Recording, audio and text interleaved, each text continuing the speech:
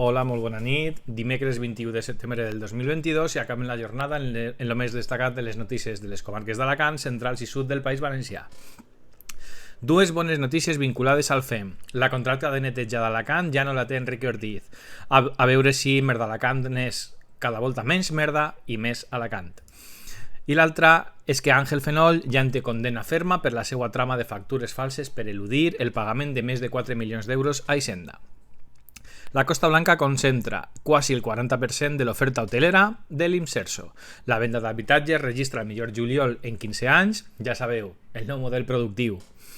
Han identificat els 4 desgraciats, xics entre 11 i 13 anys, que van cometre l'agressió homòfoba a Sant Vicent del Raspeig, i policia i Mossos d'Esquadra han desmantelat a la Nucia un laboratori que fabricava bitllets de 500 euros. Bitllets falsos, s'entenc. Donen el primer pas per rehabilitar el Castellar d'Elx.